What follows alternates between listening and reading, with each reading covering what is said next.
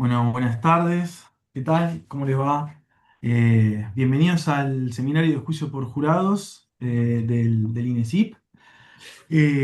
Bueno, antes de arrancar con los invitados que tenemos hoy de Brasil, me gustaría enmarcar brevemente el encuentro dentro del trabajo histórico que viene realizando el INESIP, de discutir ideas, producir conocimiento y pensar críticamente los sistemas de justicia desde una perspectiva democrática y comparada. Un poco el seminario sobre juicio por jurados entre Argentina y Brasil busca justamente eso, poner en diálogo la teoría y la práctica y aprender de nuestras experiencias regionales y generar reflexiones que de alguna manera puedan contribuir al fortalecimiento de la democratización de la justicia penal. Les agradezco mucho su presencia y en particular tanto a Rodrigo, a Lisandra, por haber estado hoy aquí para exponer. Lo que sí, antes de darle la palabra a Andrés Harfuch, quería hacer un pedido especial, dado que tenemos público brasileño y argentino, vamos a hablar un portuñol. Entonces les voy a pedir por favor que cuando hagan sus intervenciones lo hagan hablando despacio. Y también a medida que vayan interviniendo, por favor levantar la mano si lo vamos activando y lo hacemos de manera ordenada. Y ya por último, algo que me recordó Creusa del staff del instituto fue que para activar los subtítulos pueden ir a la parte de abajo en donde dice más y van a ver una parte que dice CC mostrar subtítulos. Y de esa manera van a tener los subtítulos activados cada uno en base al idioma que necesiten y con eso va a ser suficiente. Ahora, bueno, le doy la palabra al director de juicio por jurados del instituto, que es Andrés.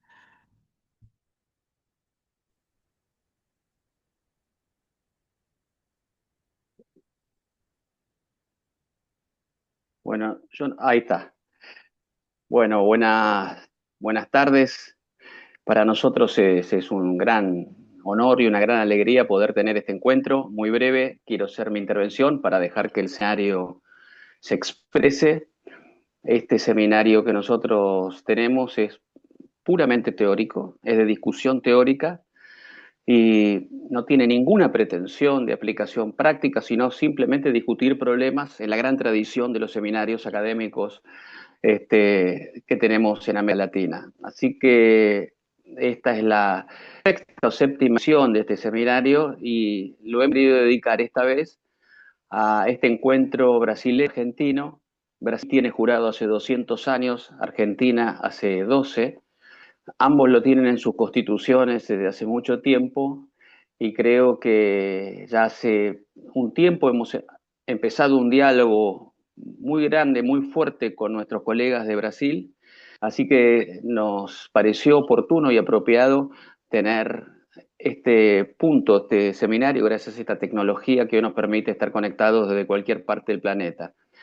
Eh, el proceso brasileño de jurado es, es muy importante y el argentino está teniendo también mucha repercusión, así que la estructura del seminario es la siguiente. Lisandra Pansoldo y Rodrigo Faux, dos grandes amigos nuestros, eh, que además hablan muy bien castellano, van a hacer una muy breve presentación y después el seminario tiene la palabra. Cada uno puede hacer preguntas, hacer un comentario, una inquietud y así vamos a ir desarrollando esta hora y media que tenemos de reflexión puramente teórica y de pensamiento. Y gracias a Agustín por, por ser el moderador y el que nos lleve a buen puerto hasta el final de esta jornada. Así que, bueno, bienvenidos a todos y muchísimas gracias por esta gran oportunidad que tenemos hoy de compartir estas experiencias.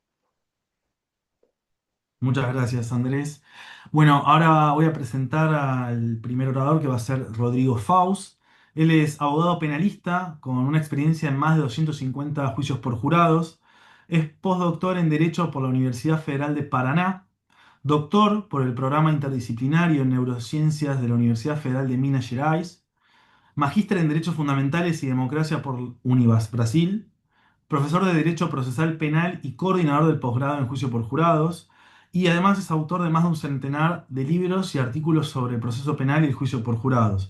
Él hoy nos va a hablar de juicio por jurados, cuál es la situación en Brasil, cuáles son los desafíos contemporáneos y algunas de las propuestas de reforma estructural que hay actualmente. Así que bueno, Rodrigo, todo tuyo.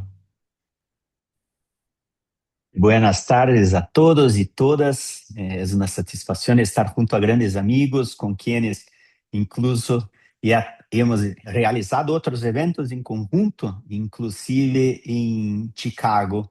Então, Andrés Hartfuch, Agustín Arias, grandes colegas argentinos, Lissandra Pansoldo, Creuza. Saludo igualmente a todos os presentes. Muchas gracias a cada uno de ustedes por estar aquí para debatir el juicio por jurados, mas allá de lo que vemos en las redes sociales, especialmente en Brasil.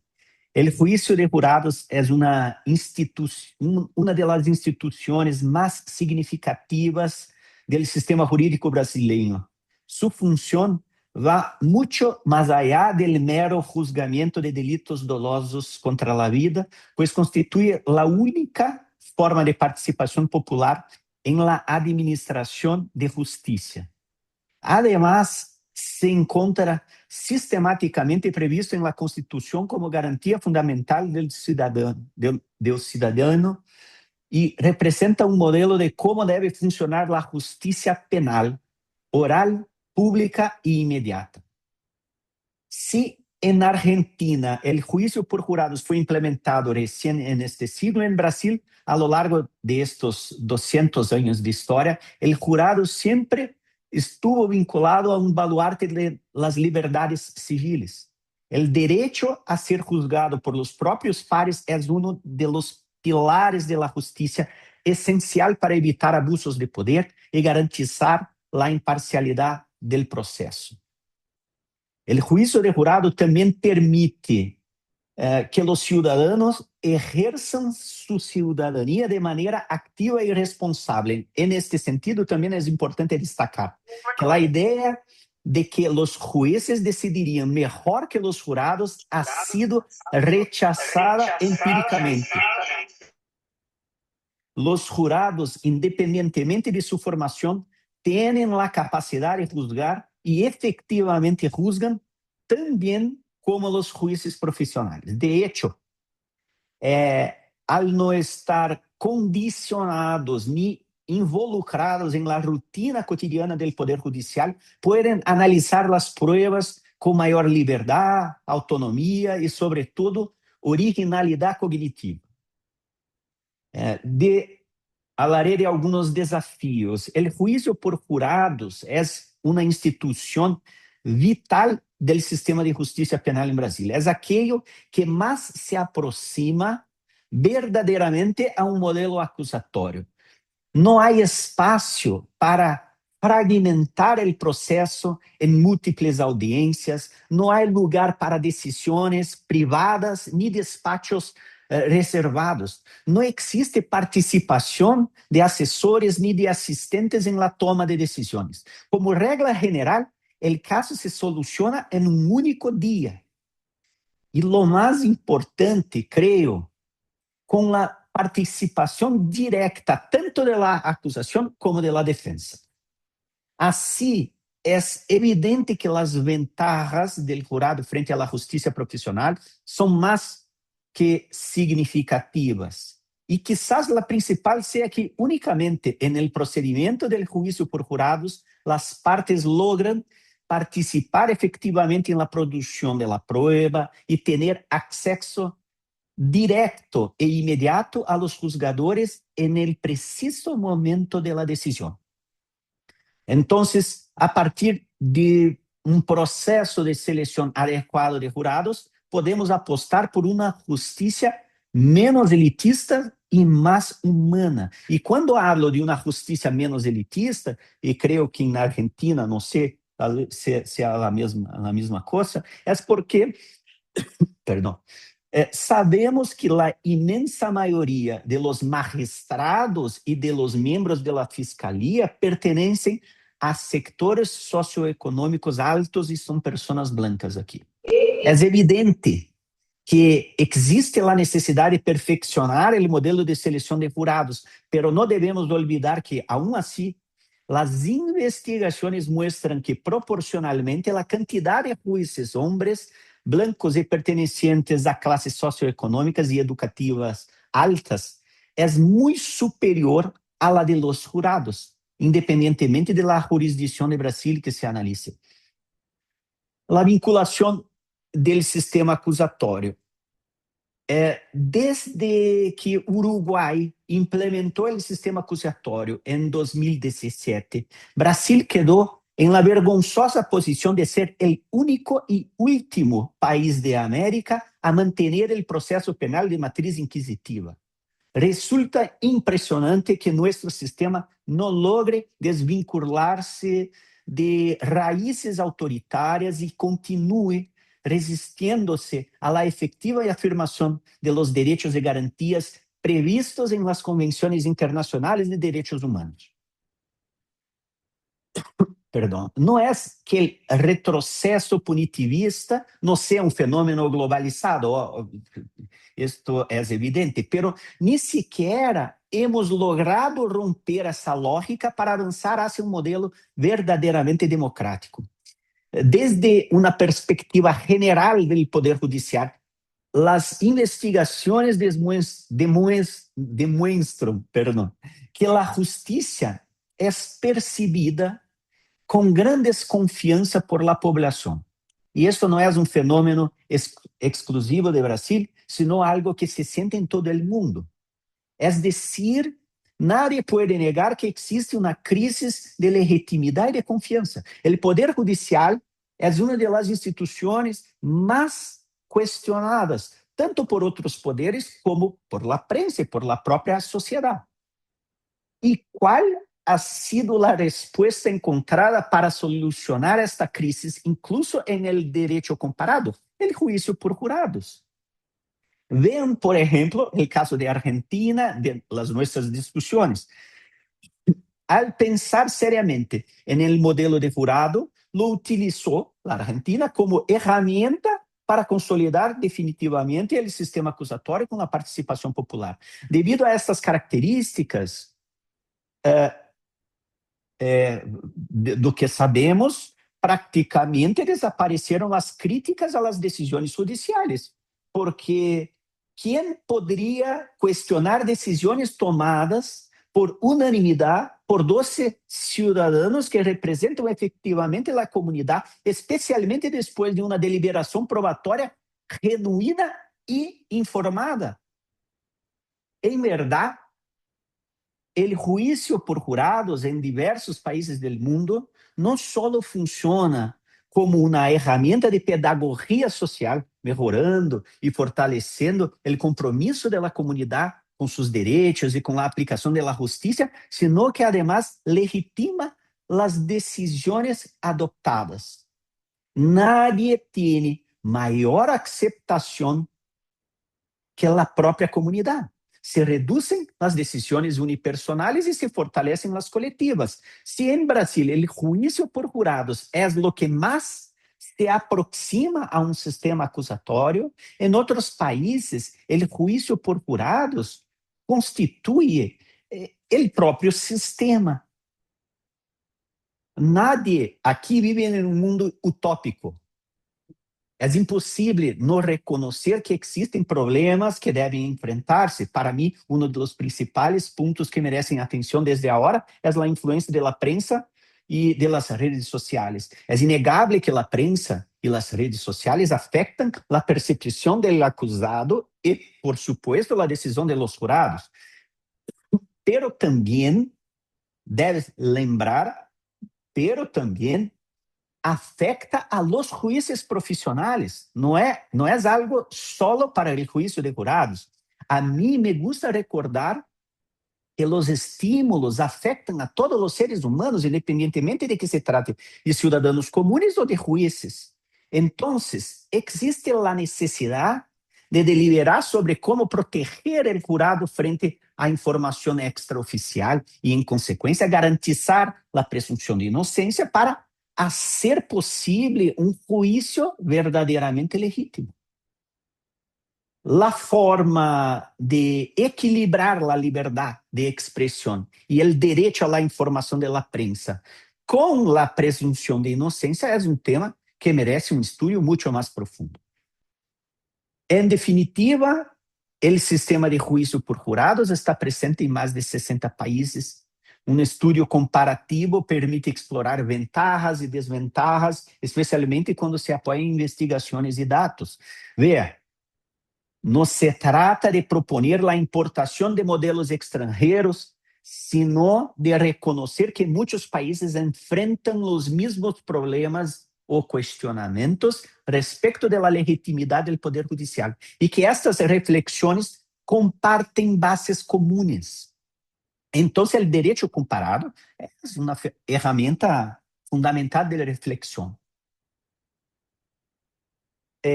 Para esto, algunas alterações simples poderiam compatibilizar o juízo por jurados brasileiros com os ideais propostos, tales como, alguns, a necessidade de conformar listas de jurados mais plurais e diversas, o aumento do número de jurados junto com a exigência de uma maioria calificada para condenar, uma primeira etapa processal mais reducida e eficiente, dado que aqui em Brasil, a fase de admissibilidade deveria ser mais rápida que o próprio juízo ante jurados. Uma disposição arquitetônica em la sala del juízo que respeite o sistema acusatório, colocando a acusação e a defesa em uma posição equidistante. Outra coisa, uma etapa específica de seleção de jurados, como um voir dire norte-americano. Uma fase também de admissibilidade probatória, que todavia aqui no temos. A implementação de opening statements, é decir, exposições iniciais de las partes, é muito importante. A implementação, como creio que Lisandra vai falar posteriormente, a implementação de uma etapa de deliberação entre os jurados antes de la votação, que permita um debate calificado sobre as pruebas e as teorias do caso apresentadas. Outra vez, em Brasil, o juízo por jurados ha recebido inumeráveis críticas, hasta el punto de que incluso ministros del Supremo Tribunal brasileño han afirmado públicamente que a instituição deveria ser abolida. Então, a academia, a sociedade civil e os operadores jurídicos que efetivamente trabalham em el juízo por jurados necessitam manter-se firmes para impedir que outro valor democrático seja destruído progressivamente. A transformação hacia uma justiça penal verdadeiramente adversarial exige cambios não só em las leyes, las instituições e hasta em la enseñanza del processo penal, pero exige cambios também em la cultura inquisitiva arraigada que nós temos.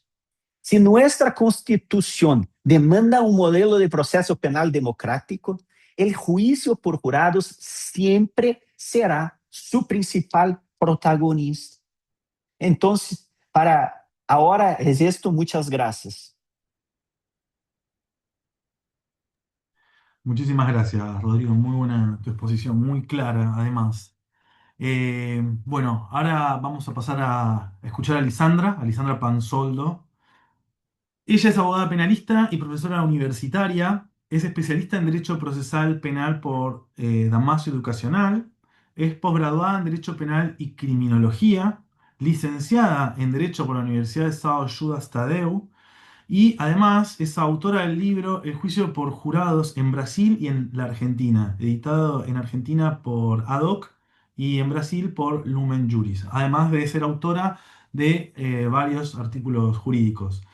Ella nos va a hablar ahora un poco más sobre la diferencia entre los sistemas, sobre las instrucciones al jurado en Brasil, o mejor dicho, como Lisandra nos va a contar, las no instrucciones, la prohibición de la deliberación y la ley de la reforma del Código Procesal Penal que es la 8045 del año 2010. Así que bueno, Lisandra, todo tuyo. Muchas gracias, Agustín. Quiero agradecerles a vos, a Andrés por la invitación, a Rodrigo, mi amigo de Brasil, por estar acá y a todos los presentes. Y bueno, no sé si puedo hablar en castellano, en portugués, no sé, en fin. Yo puedo hablar en portugués, Sí, sí, claro. pero hablo despacio, no sé, en fin, En portugués. perfeito. O Tribunal do Júri no Brasil e na Argentina tem diversas diferenças, né? O Rodrigo pincelou algumas das mais importantes. Eu vou falar um pouco das generalidades, as principais diferenças mesmo, de maneira muito resumida, porque acredito que muita gente não saiba essas diferenças e que são fundamentais em todo o contexto. Então, começando especificamente, o Rodrigo mencionou, né, a nossa falta de celeridade, inclusive na fase de investigação preliminar, na fase policial, e esse é um dos pontos que chama atenção. Dentro dessa etapa de investigação, 4 pontos são fundamentais de diferença. O primeiro deles é que na Argentina a gente tem realmente um prazo fatal para o término da investigação. Então, embora cada província tenha seu código de processo penal próprio, que varia um pouco o prazo de província a província, em regra, por exemplo, há províncias na Argentina onde o prazo fatal é de 4 meses para o término da investigação. E se essa investigação não termina nesse prazo, ele pode ser prorrogado por uma única vez por mais 4 meses. Se essa investigação não termina, o processo tem que ser arquivado. Então, aqui no Brasil é diferente desse modelo, a gente tem um prazo para terminar as investigações, mas ele não tem um número de vezes limites que isso pode acontecer, o que acaba estendendo muitas vezes as nossas investigações aqui por até anos. A segunda diferença é em relação ao contraditório, que inclusive, embora não seja um contraditório tão robusto como é na fase da ação penal, já se permite aí algum contraditório. Outra marcada diferença que, a meu sentir, é muito importante também é a questão da presença do defensor público já na fase de investigação policial, que na Argentina tem, e aqui no Brasil a gente não permite. Ou seja, se um réu não tem condições de constituir um defensor nessa etapa, ele vai ficar à mercê do Estado. Lá na Argentina, a partir do momento que acontece um crime, já é disponibilizado um defensor público para esse acusado. Remete a uma outra garantia de extrema importância, que na Argentina é proibido confissão em delegacia, o que já facilitaria muitas das questões aqui no Brasil também. As questões das ilegalidades, né, as confissões feitas sob coação, sem que ninguém esteja vigiando, resguardando os direitos daquela pessoa acusada. O próprio professor Binder, né, ele fala que quanto menor é o grau de formalização da culpa, maior a necessidade de você ter um defensor. Então, as declarações na Argentina, em sede policial, elas só podem ser feitas quando o réu está, então, assistido do advogado, na presença do Ministério Público, e depois que o réu ouviu todos os seus direitos e garantias. Então, já na fase processual, a gente tem marcadas diferenças que no Brasil, se a gente adotasse, já seria um passo muito importante. Indo para o tribunal do júri em si, o dia do plenário, a preparação ali para o plenário, como o Rodrigo muito bem comentou, a gente tem a fase na Argentina, de seleção dos jurados, né, que é o voir dire, que é dizer a verdade. Vem do francês, significa dizer a verdade. Então, é uma fase, é uma etapa antes do julgamento, onde as partes elas podem fazer perguntas para os jurados. Aqui no Brasil, a gente seleciona diretamente aquele jurado que provavelmente vai internalizar melhor a nossa teoria no caso, mas na Argentina é um pouco diferente, eu não seleciono diretamente os jurados.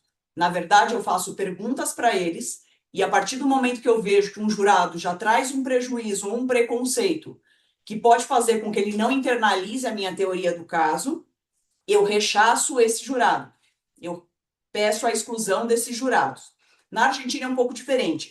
Toda a etapa do processo de seleção para chegarem lá os 48, geralmente, que vão para o plenário para serem escolhidos, ele é um processo diferente. Ele ocorre majoritariamente de uma forma eletrônica.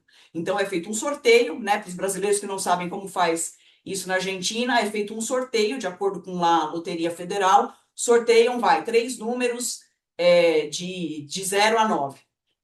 Esses três, quem tem as pessoas, esses 3 últimos finais de número sorteado, final de número no RG, são sorteados para serem potenciais jurados.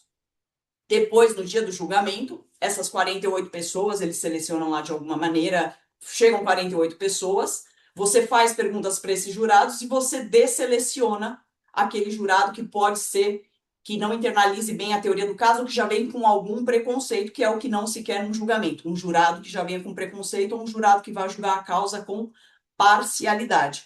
Depois que as partes recusam, e aí na Argentina são até 4 recusas motivadas, é feito um novo sorteio eletrônico e daí sim se saem os 12 jurados que vão compor o conselho de sentença.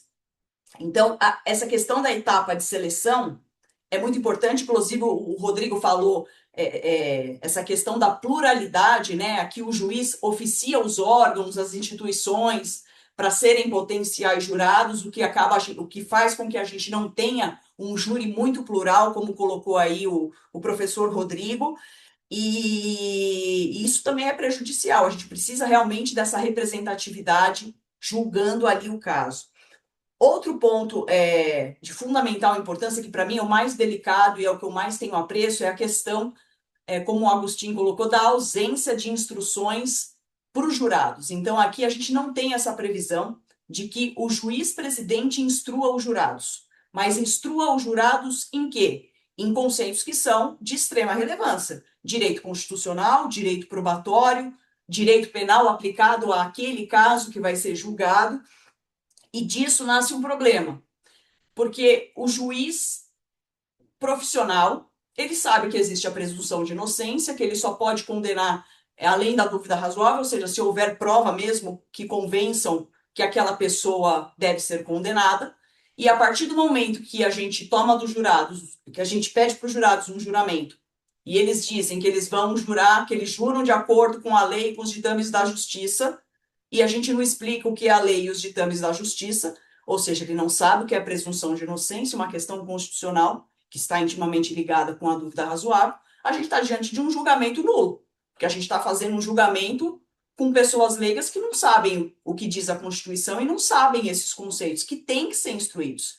E aqui, quando eu falo de instruções, lá na Argentina elas são tão ricas que elas são dadas em diversos momentos do julgamento. E não se trata apenas de mencionar, jurados, existe a presunção de inocência. Você explica de forma detalhada o que é a presunção de inocência, o que ela significa, o que é a dúvida razoável e como isso está ligado com o julgamento. E, como eu falei, também o direito penal aplicado ao caso.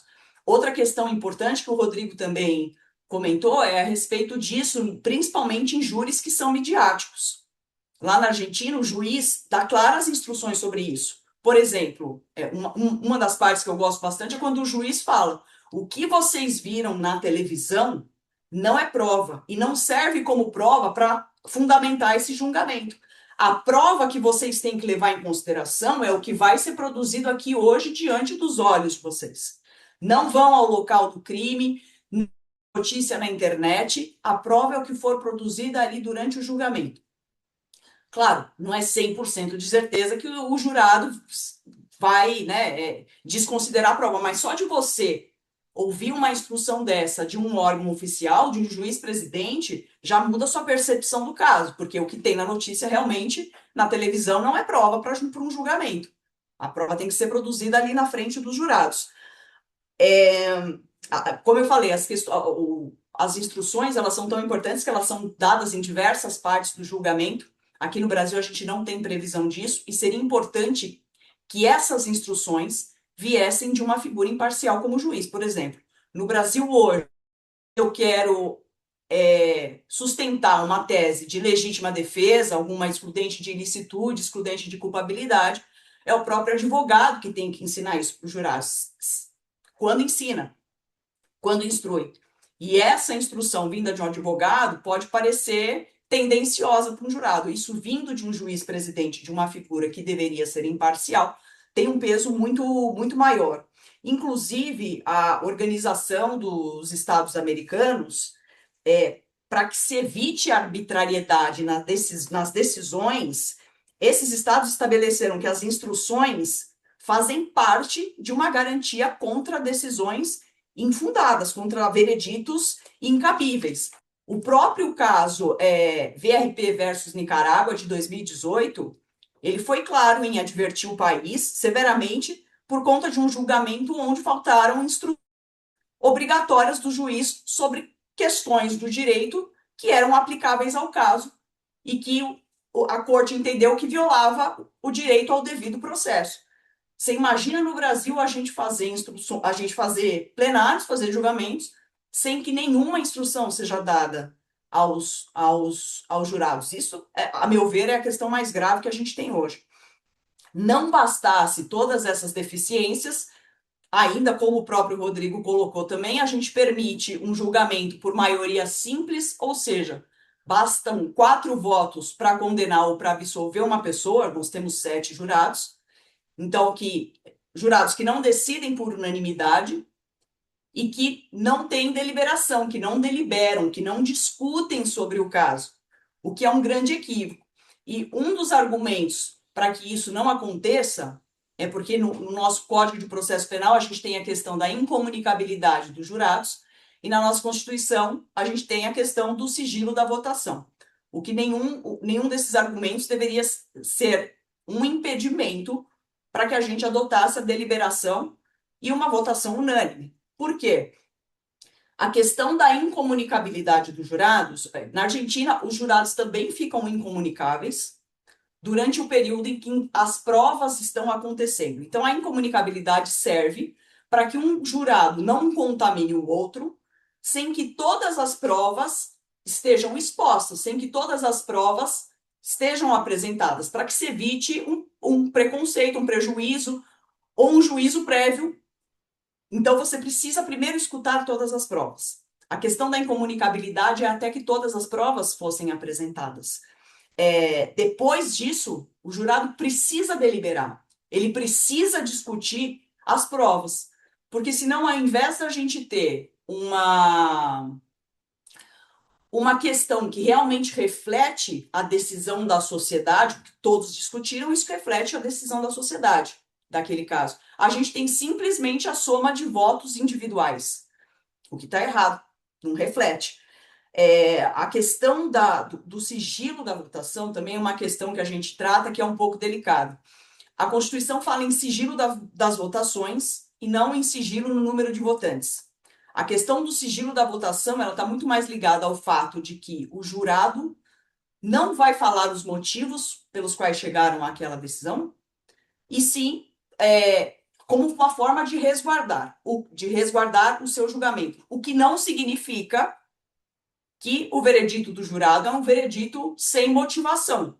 Na verdade, ele tem uma motivação implícita que vem por conta de outras garantias que já começam muito antes do plenário. E no plenário, pela seleção dos jurados, pelas instruções, por você permitir a deliberação, pela decisão ser unânime.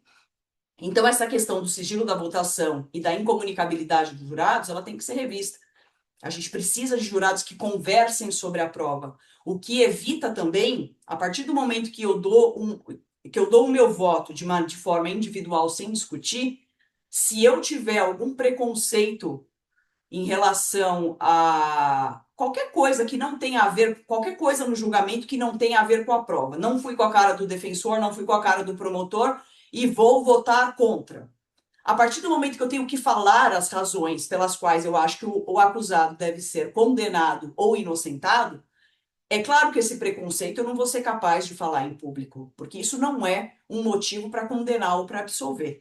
Então, a questão da deliberação também é uma questão que precisa ser revista. A gente tem um projeto de lei que está em tramitação desde 2010, que prevê essa questão da deliberação para os jurados em até 1 hora. E a gente precisa falar isso, debater com um pouco mais de agilidade. Como eu falei, o projeto é de 2010, está em tramitação, e a gente tem aí um júri com muitas falhas que a gente precisa mudar. Em relação a tudo, existe, inclusive, quando a gente conseguir realmente implementar algumas coisas, algumas garantias no Tribunal do Júri no Brasil, eu acho que vai ser necessário uma reeducação da população, e esse é um ponto que eu admiro muito na Argentina também. Eles vêm educando a população, inclusive indo em escolas primárias, secundárias, e falando a respeito de o que é o Tribunal do Júri, porque daqui a pouco, provavelmente, essa pessoa pode ser um potencial jurado e ela precisa saber como é que funciona o sistema de justiça, ou vai ser um jurista e também precisa estar a par do que está acontecendo, como funciona o júri no seu país. Inclusive, tem uma colega argentina, que é a Carla Cusimano, que ela é presidente da Associação de Vítimas de Delitos Aberrantes da província de Entre Rios, e eles fazem muito ativamente esse trabalho de ensino nas escolas, inclusive a Argentina também tive notícias que participa de, inclusive, ensinar essa questão do Tribunal do Júri, inclusive para as pessoas que estão reclusas, para os detentos. E eu acho isso de vital importância.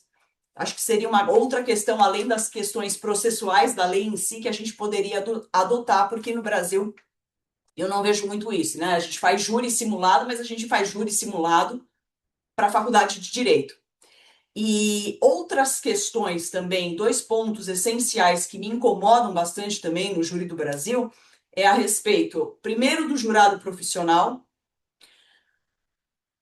que no Brasil, embora ambos os países eles impeçam que a pessoa que já serviu como jurado sirva novamente, ambos os países impedem isso, aqui no Brasil a gente acaba permitindo. Então, na Argentina, se uma pessoa foi jurada hoje, nos próximos 3 anos ela não pode servir. E provavelmente não vai servir tão cedo por conta de todo o sistema de seleção que é diferente daqui. Então, a chance dela ser jurada mais de uma vez é muito pequena. Diferente aqui do Brasil, onde a gente tem a profissionalização do jurado.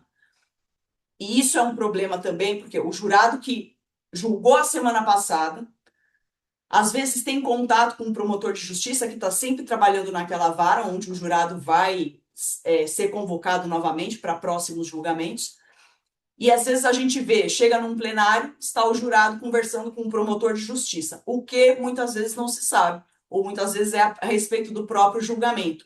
Então, essa profissionalização do jurado, o fato da questão da proximidade desse jurado com o promotor de justiça, é uma questão muito perigosa também. Somado ao fato de que o jurado não precisa deliberar, vota individualmente, sem instruções, isso é um risco para a gente. Outra questão, além da profissionalização do jurado, que a gente vê muito no Brasil, embora a lei proíba, né, fala que o jurado que serviu uma vez precisa ficar impedido no próximo ano, não é isso que a gente vê. Outra questão, inclusive eu vou até mudar um pouco o tema, recebemos uma notícia hoje da Associação Argentina de Júri, falando a questão a respeito da menção aos antecedentes criminais do acusado, que isso também é um problema no Brasil. Muitas das vezes a gente vê tanto o Ministério Público, vê o Ministério Público usando isso como um argumento de autoridade para poder condenar o acusado. Então, o promotor chega no plenário, às vezes sem provas convincentes de que foi o acusado o autor do delito, e quer usar o passado do acusado como prova para condenação no plenário que se está fazendo, o que é um grande equívoco e ocorre com muita frequência. E hoje a associação emitiu uma nota a respeito de um julgamento que aconteceu na Argentina. Primeiro ponto, na Argentina é expressamente proibido menção aos antecedentes do acusado. Aqui no Brasil a gente permite, não existe uma lei que proíba mencionar os antecedentes do acusado. E nesse caso que eles disponibilizaram hoje, aconteceu o seguinte, foi em 2021, um réu foi preso acusado de abusar sexualmente de uma menina de 4 anos, se não me engano, entre o ano de 2011 e 2013. Quando chegou para esse réu, ele tinha acabado de ser solto, ficou 7 anos preso, acusado de praticamente o mesmo delito de abuso sexual contra uma criança. Quando ele foi julgado a primeira vez, o Ministério Público usou os antecedentes criminais do acusado e, inclusive, a juíza permitiu que testemunhas do primeiro julgamento viessem nesse segundo julgamento para usar a mesma argumentação, de maneira assim, quem lê essa notícia imagina que está num júri no Brasil, porque isso é comum aqui, mas não, aconteceu na Argentina essa questão pontual. Só que a diferença é como eles conduziram isso. Se você argue essa questão no Tribunal do Júri aqui no Brasil, a juíza vai falar que isso é normal, consta em ata, e você vai recorrer depois e, com sorte, você vai conseguir anular algum júri. Isso foi imediatamente reconhecido pela Corte da Argentina, pela Corte Superior, para o tribunal onde foi feita a apelação, e o juiz falou, não, eu determino, o réu foi condenado, eu determino que seja feito um novo julgamento e eu determino que esse julgamento não tenha a menção aos antecedentes do acusado, por uma questão de o jurado não pode saber quais são os antecedentes do acusado. Foi feito um novo júri e o réu foi absolvido. Tamanhas são as garantias que eles têm lá e que são levadas a sério. Então, a gente precisa realmente pensar em reformas no nosso Tribunal do Júri. Esse projeto que eu citei de reforma, que está em tramitação desde 2010, vai talvez amenizar a situação, porque, no meu ponto de vista, nenhuma reforma ela pode ser vista no Brasil de forma isolada. A gente precisaria reformar tudo se a gente quiser realmente assegurar mais garantias ao acusado. Então, não adianta só a gente aumentar o número de jurados para 12 se eles continuarem votando individualmente sem instruções. Não adianta a gente colocar só instruções permitindo uma votação por maioria simples, sem que eles deliberem. Ou colocar só a deliberação por 1 hora, que é uma das questões que tem no projeto de lei, sem dar instruções para eles, sem permitir que a gente realmente faça uma audiência de seleção de jurados, para tirar aqueles jurados que são mais imparciais. Isso precisa ser visto como um todo. Claro, qualquer reforma que vier nesse cenário catastrófico que a gente tem é bem-vinda, mas a gente precisa realmente olhar para o Tribunal do Júri como um todo, se a gente realmente quiser assegurar garantias e ter aí um julgamento mais favorável a todas as partes, porque isso acaba refletindo na confiança que a sociedade tem no sistema de justiça também, como o próprio Rodrigo colocou. Agostinho, muito obrigada. Muchísimas gracias, Lisandra. Gracias por tu exposición. Bueno, ahora vamos a abrir un poco al debate, a la discusión, a las preguntas. No sé si hay alguien que tenga alguna pregunta con la que quiera arrancar. Eh, Yo tengo una pregunta. sí, dale, Andrés. Primero, bueno, muchas gracias a Rodrigo y a Lisandra y también al seminario por hacer este esfuerzo, lo que hablamos castellano, de escuchar el portugués. Bueno, a nosotros en Argentina el portugués nos encanta, ¿no? Bueno, por lo menos a mí escucharlo. Además, no sé si pasa al revés en Brasil, pero me gustaría preguntarles a nuestros colegas de Brasil, a todo el seminario, primero una observación y ver si esto también existe en Brasil o se puede replicar. En Argentina, que empezamos hace muy poco con el sistema de jurado, a pesar de que está en la Constitución nuestra de 1853, yo supe por Rodrigo, por Lisandra, por Daniela Velar y tantos otros, que Brasil tuvo un jurado clásico de 12 personas con veredicto unánime durante muchos años en sus comienzos institucionales. Y después el jurado terminó como está hoy en la actualidad. Pero lo que nosotros aprendimos en estos escasos 12 años es que antes de poder implementar el jurado había enormes resistencias del sistema judicial que decían, no, el jurado es una broma, el jurado no está capacitado para hacer todo esto. Bueno, pudimos ponerlo, tuvimos la fuerza política suficiente como para poder forzar su implementación. Y hoy yo advierto, y esta es mi gran reflexión y que ojalá que a ver qué podemos ver en Brasil, que hoy los jueces se están convirtiendo silenciosamente en los grandes aliados del jurado, no por una cuestión ideológica. Yo no sé si realmente piensan que el jurado está haciendo las cosas bien o no, pero sí saben que el jurado les ha sacado una presión política inmensa de encima, que el jurado al dar el veredicto está tomando sobre sí lo más difícil de la decisión, que de otro modo en Argentina muchos jueces fueron expulsados del Poder Judicial por dar veredictos y sentencias contrarios al poder o no esperadas por la sociedad, no esperadas por la prensa, pero cuando el jurado da un veredicto, ese fenómeno no se produce. Entonces, yo estoy advirtiendo que de a poco se está, en Argentina al menos, produciendo algo que ya el common law anglosajón tiene acreditado hace mucho, que es que los jueces son los grandes aliados de los jurados ahora. Entonces quisiera preguntar, ya que el fenómeno del jurado está tan extendido en Brasil, más allá de que esté reducido a los homicidios dolosos, si este fenómeno está o todavía no. Esto es algo que a mí me intriga.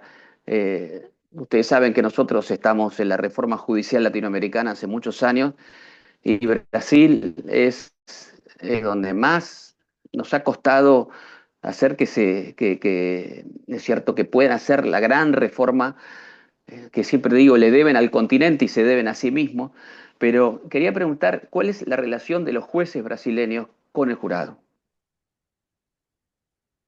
Então, Andrés, essa é uma questão interessante. Eu vou tentar falar bem devagar, pelo que o pessoal pediu ali no chat. É uma questão interessante, porque aqui no Brasil, a princípio, nós vemos algo diferente. E tentamos, por diversos institutos, artigos escritos, livros, eventos, mostrar para o judiciário que efetivamente o juízo por jurados, o tribunal do júri, ele retira essa pressão, ele dá uma maior legitimidade, ele permite que os juízes eles atuem de outra maneira sem realmente estar como foco. No entanto, o que eu tenho percebido aqui, inclusive quando eu já fui por algumas instituições conversar até no Congresso brasileiro sobre essas alterações, explicar o Tribunal do Júri nos outros lugares, as boas práticas do Tribunal do Júri por todo o mundo, o que nós percebemos é que, na verdade, o Poder Judiciário brasileiro, ele vê a utilização do Tribunal do Júri como uma perda de poder. A partir do momento em que ele não tem a competência, em que ele não pode decidir, inclusive em casos midiáticos ou casos importantes, ele estaria perdendo um poder de decisão. Então, quando eu falei na minha apresentação que hoje ministros do próprio Supremo Tribunal Federal brasileiro estão criticando, e esta crítica ela passa a ser replicada por diversos ministros de outras cortes, por desembargadores, juízes de segundo grau. Esta crítica ela tem por pano de fundo uma percepção de que, se eles forem competentes para julgar, eles vão ter mais poder, mais barganha, mais possibilidade de continuar ditando qual é a decisão em determinados casos. E vejam que esta crise de legitimidade hoje no Brasil, e temos uma crise muito grande entre o Supremo e o Congresso, entre o Supremo e a sociedade, perpassa por isso, porque o Supremo ele quer mais poder. E no Tribunal do Júri, eles veem isso, né, o Conselho Nacional de Justiça, os demais órgãos veem isso como algo negativo, como uma perda de poder. Então, eu acho que o que o Andrés comentou é perfeito. Aqui, a nossa tentativa é isso, é demonstrar que, na verdade, não se trata de perda de poder, porque atualmente no Brasil há muitas decisões que são criticadas principalmente porque são favoráveis ao acusado. Então, por conta dessa onda de punitivismo, quando um juiz ele liberta alguém, ele absolve alguém, que toda a população, que as redes sociais são contrárias, ele é até punido. Então, o tribunal do júri também é uma saída para isso. É uma forma de você entregar para a população a decisão e tirar a pressão do judiciário. Perfeito, Andres. Só que aqui no Brasil, eles não veem dessa forma. Bien, gracias, Rodrigo. Antes de seguir con algunas preguntas, yo sé, Rodrigo, que vos tenías un compromiso y que tenés que irte con otro seminario también. Así que bueno, antes de seguir quería agradecerte por tu participación, por tu charla, por absolutamente todo. Eu agradeço o convite e peço perdão porque eu ajudei a escolher a data, a fecha, mas eu não acabou acontecendo isso. Então tem um seminário aqui presencial até com o Zaffaroni que vai participar também. Então eu tenho que estar na banca de abertura ali e eu peço desculpas, mas eu gostaria muito de nas próximas participar. Então muito obrigado, Agostinho. Obrigado, Andres, Lisandra, Creuza, obrigado pelo convite e eu estarei sempre à disposição quando for necessário, tá bom? Obrigado e desculpa mais uma vez, perdoem-me. Gracias, Que Rodrigo. disculpa. Gracias, Rodrigo. Ya en próximos encuentros seguiremos discutiendo sobre jurado, Argentina y Brasil. Acá había una pregunta de Giancarlo Quilisi Sobriño. ¿Es así? No está el micrófono activado todavía, ¿no? No, no se escucha. Não, acho que eu Ahora. toquei algo sem querer aí, não é pergunta. ¿Cómo, perdón? Não é pergunta. Ah, no hay pregunta. Ok, Não. perfecto. Bueno, seguimos. Si alguien tiene alguna otra pregunta, si no, voy a pasar yo con una que tengo para Lisandra, que una de las cosas que a mí me llamó la atención, ahí voy con vos, Keila. Una de las cosas que a mí me llamó la atención cuando hablamos, Lisandra, algunas veces de juicio por jurados y las diferencias entre Argentina y Brasil fue la prohibición de la deliberación, no solamente la falta, sino la prohibición de la deliberación entre jurados. Yo quería saber si nos puedes contar un poco cuál sería, si es que hay alguna justificación histórica o institucional de esa prohibición. Bom, Agostinho, excelente pergunta. A gente tem basicamente duas questões fundamentais que proíbem os jurados de deliberar. Então, a primeira delas está prevista no nosso Código de Processo Penal, que é em relação à incomunicabilidade dos jurados. Entende-se que aqui que essa questão da incomunicabilidade proibiria os jurados de conversarem e debaterem a respeito do caso. Esse é o principal argumento que a gente tem aqui hoje. E a gente também tem na nossa Constituição a questão do sigilo da votação, que seria um reforço a isso. Então, a votação é sigilosa, um não pode ter contato com o que o outro está decidindo. Basicamente por essas duas questões. E a questão aqui de ir contra essas ideias é que esses conceitos estão equivocados.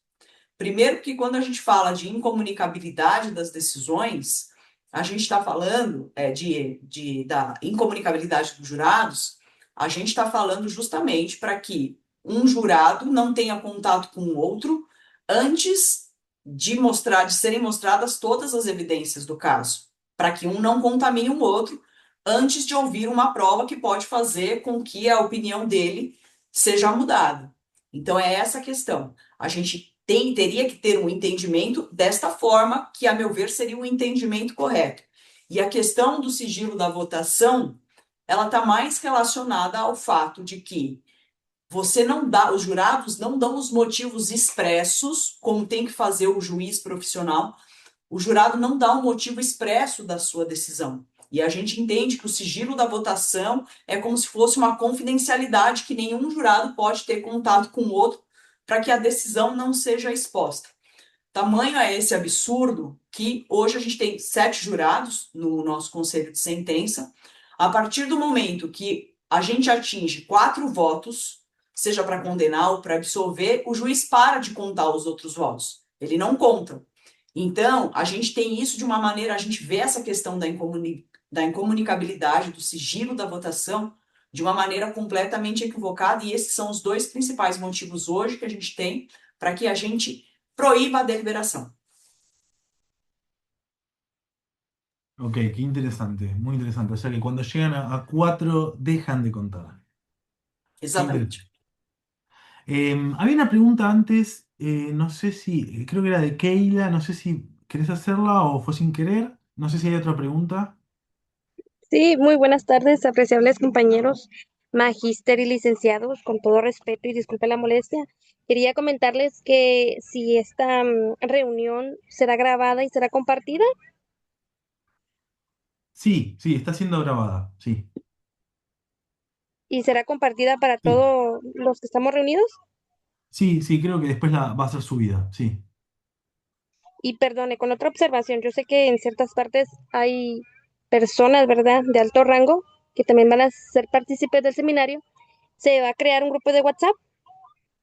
No, no en principio, no. El seminario básicamente hacemos las reuniones una vez cada tanto y tenemos tenemos invitados y hacemos debates después de las exposiciones. Muy bien, muy amable y muchas gracias. No, de nada, Keila. Seguimos con alguna otra pregunta. Andrés, no sé si vos querés hacer un comentario, no sé si levantaste la mano o me pareció a mí. No, yo lo que me gustaría preguntar también a los colegas de Brasil es cuál es la tradición en Brasil de respeto a las decisiones de la Corte Interamericana de Derechos Humanos.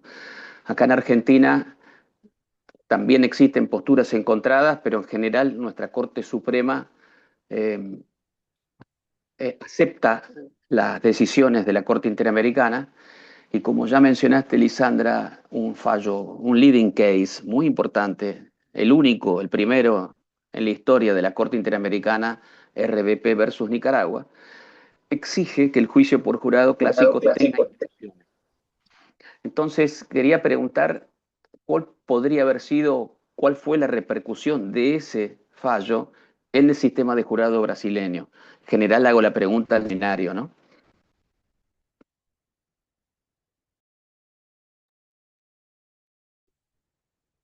Andrés, a sua pergunta é interessante e leva a uma outra questão que, inclusive, eu ia discutir hoje, que é a respeito da própria decisão que o Supremo Tribunal Federal deu em 2024 a respeito da irrecorribilidade dos veredictos absolutórios do júri.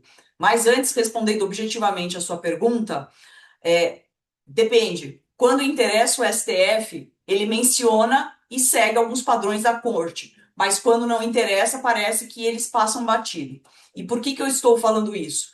A respeito especificamente da questão de o Ministério Público poder recorrer de vereditos absolutórios aqui no Brasil, diferente de como acontece na Argentina, quando o Supremo Tribunal Federal deu essa decisão, em 2024, outubro, não, foi em outubro de 2024, o Supremo decidiu em 245 páginas, né, que é a somatória do voto de todos os ministros. E para você ter uma ideia, o artigo 8.2H da Convenção Americana de Direitos Humanos, que fala justamente que o recurso é um direito exclusivo da pessoa condenada, o nosso Supremo Tribunal Federal, que também ratifica a Convenção Americana de Direitos Humanos, também é signatário da convenção, mencionou nas 245 páginas, mencionou esse artigo apenas uma única vez. Tamanha é a descrença que a gente tem na Convenção Americana, tamanha é a falta de seguir o que realmente a Corte Interamericana decide em relação aos outros casos. Tanto é assim que, em relação a esse mesmo problema, a esse mesmo a essa mesma questão da irrecorribilidade, que também é uma questão importante para a gente aqui no Brasil, há diversos julgados da Corte Interamericana e que não foram mencionados nessa decisão. Ou seja, depende, quando interessa ao STF, se menciona alguma coisa.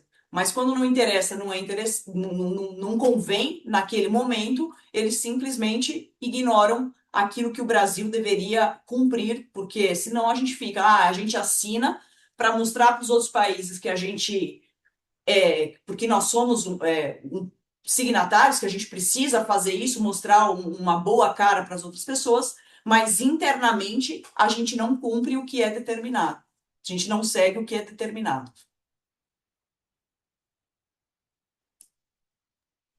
Lisandra, yo estaba pensando en una pregunta para particularmente, ¿no? Para vos que trabajaste sobre juicio por jurados en Brasil, en Argentina, y vos mirando los dos modelos en conjunto, ¿qué sentís o qué te parece que puede aprender Argentina de Brasil y viceversa? ¿Qué puede aprender Brasil de la experiencia argentina reciente de lo que es juicio por jurados?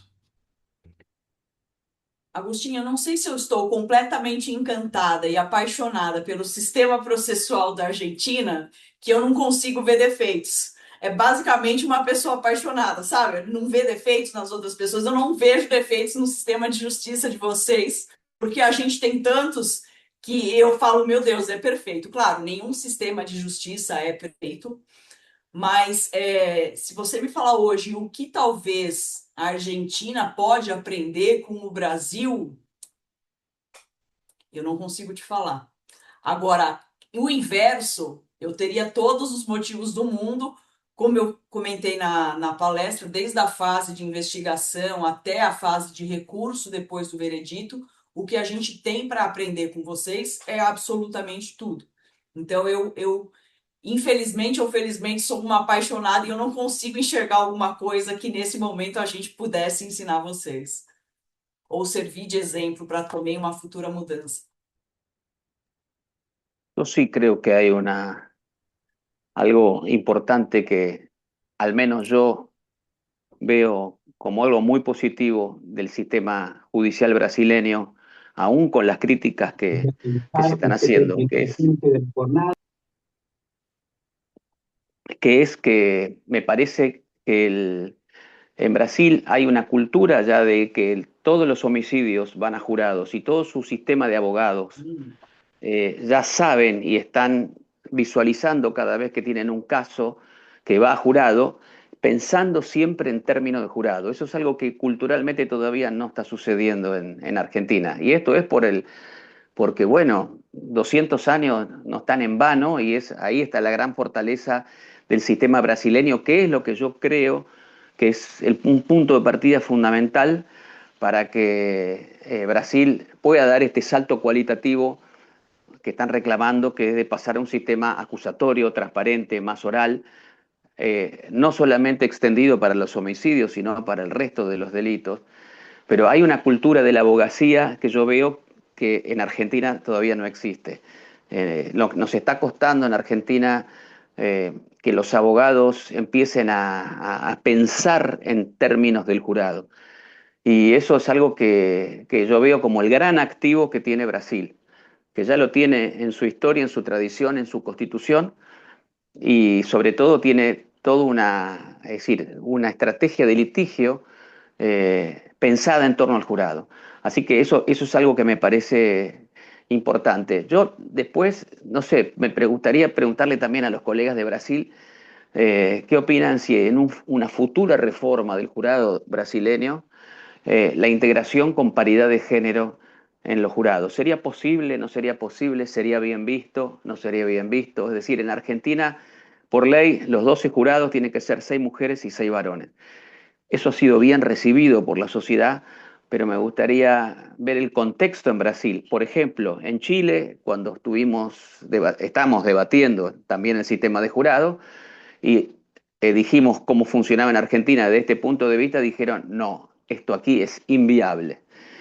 Nunca lo pude entender, pero bueno, me gustaría, estoy intrigado de saber en Brasil qué opinan sobre este punto.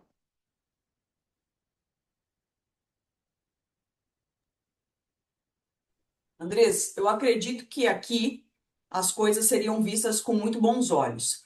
Primeiro porque no próprio projeto de reforma do Código de Processo Penal tem uma previsão que se assemelha ao que vocês têm de paridade de gênero. Nós temos 7 jurados, como eu comentei aqui, e neste projeto, e a gente não prevê paridade no conceito de sentença, paridade de gênero no conceito. No entanto, neste projeto, o 8045 de 2010, prevê que dos 7 jurados, em casos de feminicídio, né, em casos de crime contra a mulher, pelo menos 4 desses jurados sejam mulher. Então, seria uma aproximação ao que vocês têm de paridade de gênero, ainda com as suas deficiências, porque a gente ainda continua falando de 7 jurados, uma possível deliberação, mas ainda sem unanimidade, mas que talvez ajudaria a amenizar um pouco a questão, especialmente quando a gente fala de contra a mulher, mas eu acredito que isso seria visto com muito bons olhos, sim, essa questão da paridade e necessária.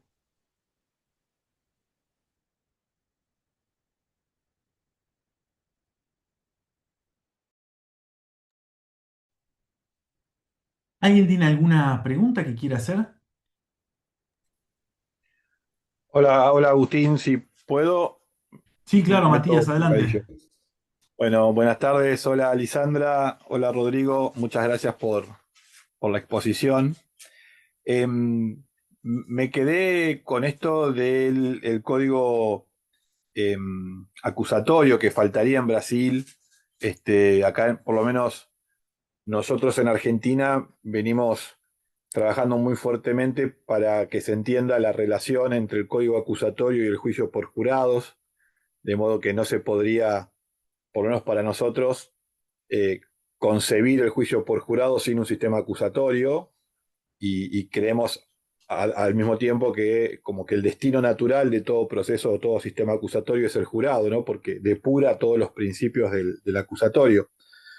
Entonces me gustaría preguntarles cómo ven ustedes el futuro del nuevo Código Procesal Penal Acusatorio allá en Brasil. Y aprovecho y una segunda pregunta. Siempre las instrucciones, vos Lisandra recordabas el fallo de la Corte Interamericana en el caso Nicaragua, que pone la atención en esto, que Nicaragua no tenía instrucciones y eso afectaba el debido proceso y las garantías judiciales del artículo 8 del pacto, de la convención. Entonces, ¿cómo sería o cómo es en Brasil esta posibilidad de revisión de los tribunales de impugnación sobre el veredicto al no haber instrucciones? ¿En base a qué se haría esta revisión o en base a qué la defensa tiene posibilidad de presentar algún agravio sobre el veredicto?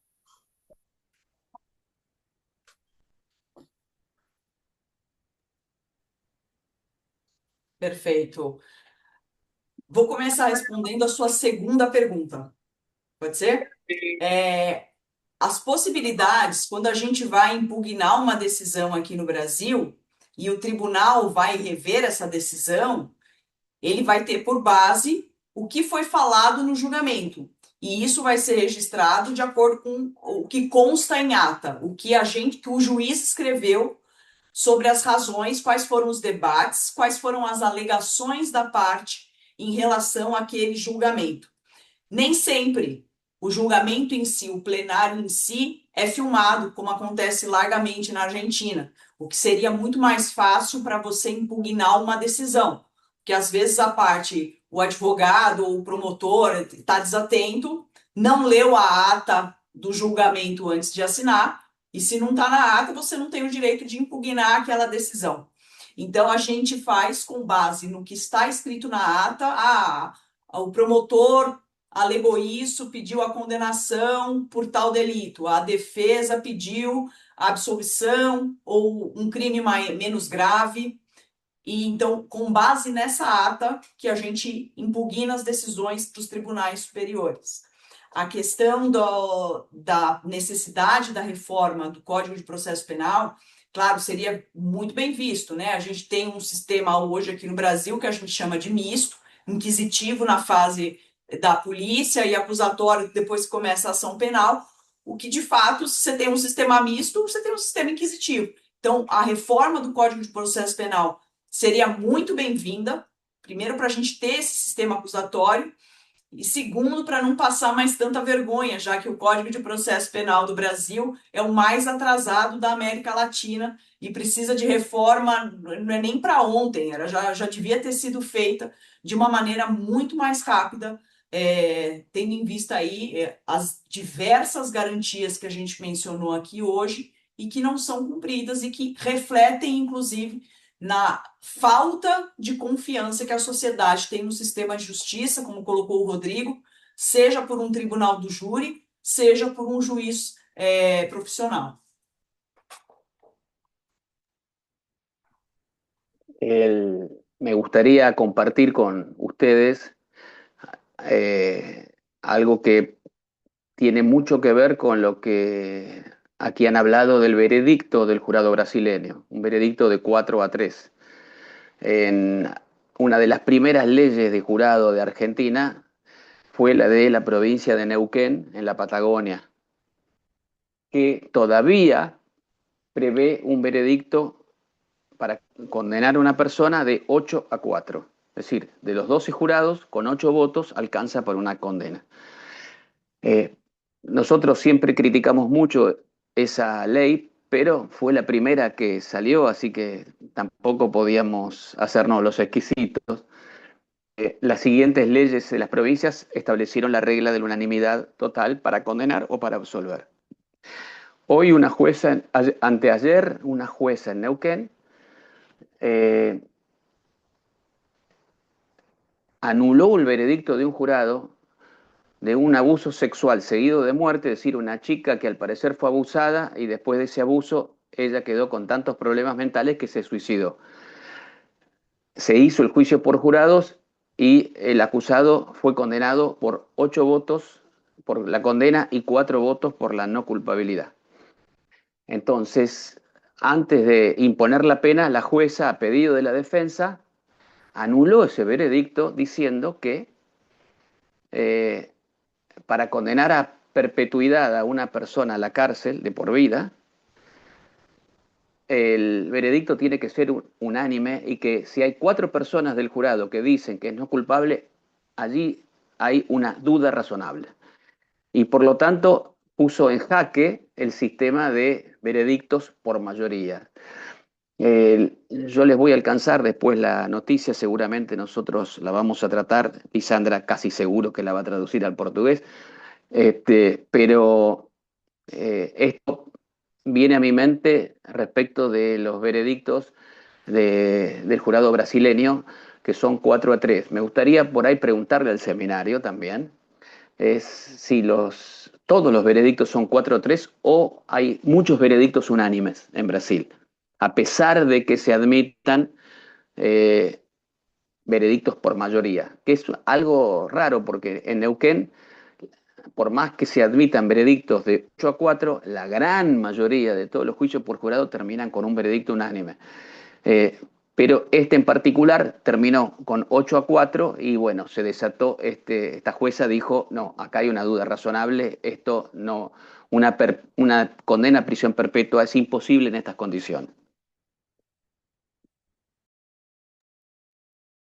Interessante o caso, porque ainda que não fosse uma questão de 4-3, de 8-4, como você colocou,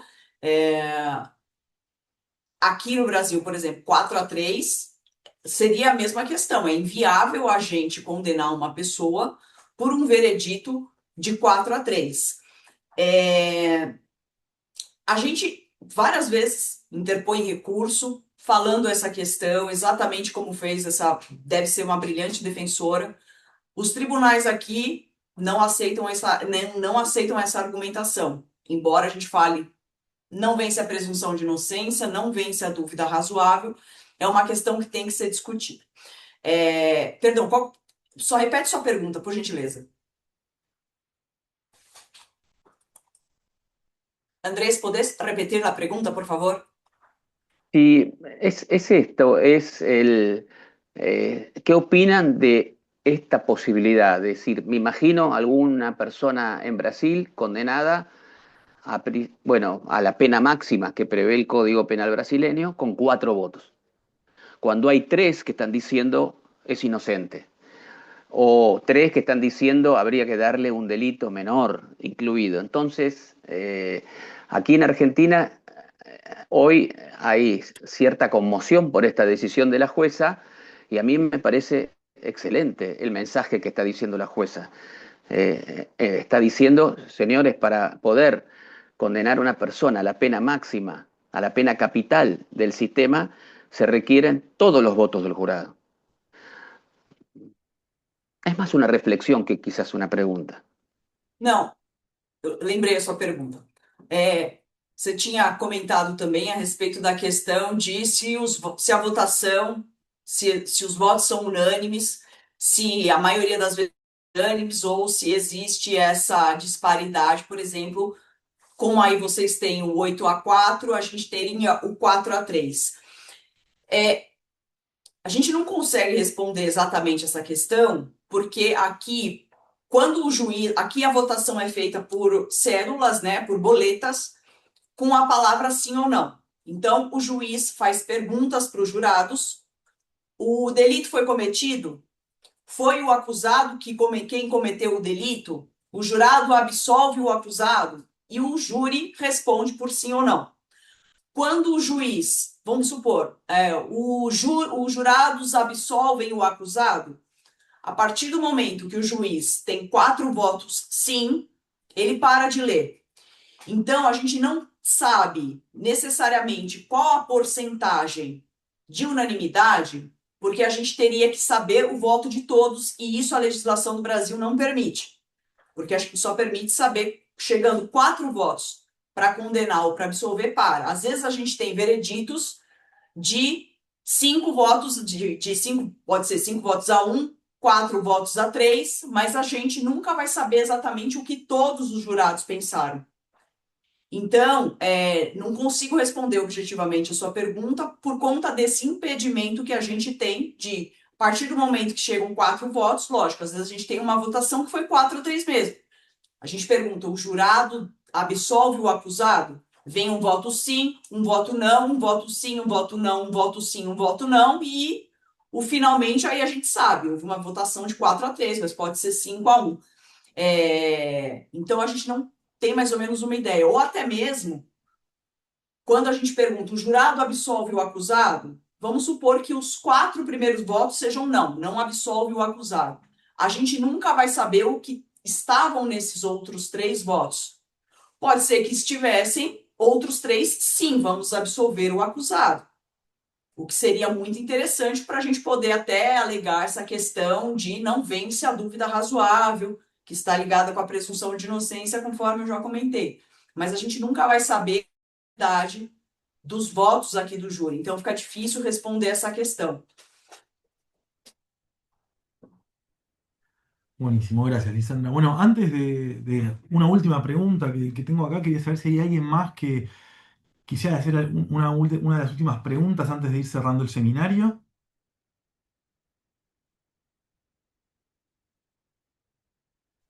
Sí, buenas tardes, perdone, ¿van a compartir link de asistencia?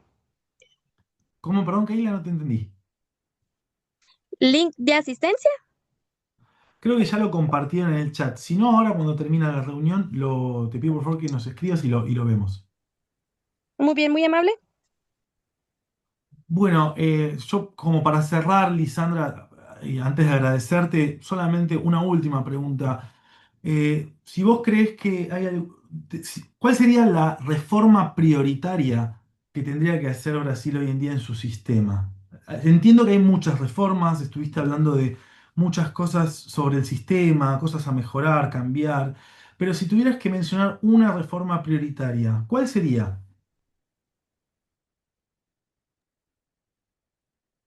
Instruções do juiz aos jurados. Primeiro que nós somos o único país da América Latina, dentre os países da América Latina que prevêem tribunal do júri, né, que prevêem a participação da população leiga no sistema de justiça, nós somos o único que não temos instruções aos jurados. e que, a meu ver, é extremamente necessário, porque, como eu disse, a partir do momento que a gente tem uma Constituição que fala do princípio da presunção de inocência, que está ligada com a dúvida razoável, que é o padrão de prova que é estabelecido no processo penal. Os jurados não sabem isso e a gente permite eles de tomar uma decisão, essa decisão é nula.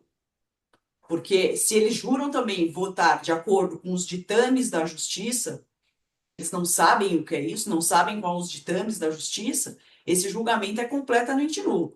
Então, se eu tivesse que escolher de todo o processo, de todas as reformas que precisam ser feitas, uma só para fazer, certamente seria as instruções aos jurados. Clarísimo, Lisandra, clarísimo. Muchas gracias. Bueno, Andrés, no sé si querés cerrar el seminario. Sí, sí, estamos perfectamente en hora como para haber cumplido la hora y 20, hora y media que teníamos pactado, así que yo les agradezco muchísimo a nuestros amigos de Brasil haber compartido esta experiencia tan importante. Creemos que la reflexión teórica es la que hace avanzar los sistemas, es la que hace cambiar la democracia, a profundizar los vínculos. Nosotros tenemos relaciones eh, indestructibles con Brasil, no solamente por nuestra cercanía, sino por, más allá de la distancia idiomática, tenemos las mismas problemáticas en materia judicial y tenemos muchísimo que aprender nosotros de ustedes, y por eso es que para nosotros, como reflexión teórica en la Argentina, tener estos momentos es tan importante. Yo les agradezco mucho, ojalá que podamos repetir esta experiencia y ojalá que dentro de poco, soy un convencido de que Brasil está mucho más cerca de tener el sistema acusatorio que lo que piensan los mismos brasileños. Y dicho esto por un argentino que a veces en nuestro país a nivel federal nos está costando todavía mucho lograr que algunos jueces comprendan lo que es el sistema acusatorio y lo implementen. Así que bueno, de nuestra parte, en nombre del INESIP, les agradezco muchísimo esta predisposición para poder compartir estos pensamientos con ustedes y bueno, y a todo el seminario. En muy breve tiempo les vamos a mandar las próximas reuniones que vamos a tener en este año, sobre temas teóricos, ¿no es cierto?, importante, el juicio por jurado. Así que, bueno, de nuestra parte, muchísimas gracias a Creusa, a Agustín, por esto. Bueno, y mando un beso muy grande y a través de a todos los colegas que nos han escuchado.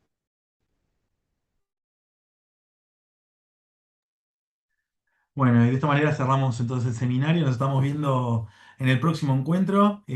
Gracias, Lisandra, y gracias a todos los que participaron. Y bueno, nos vemos en el próximo encuentro. Gracias, ¿eh?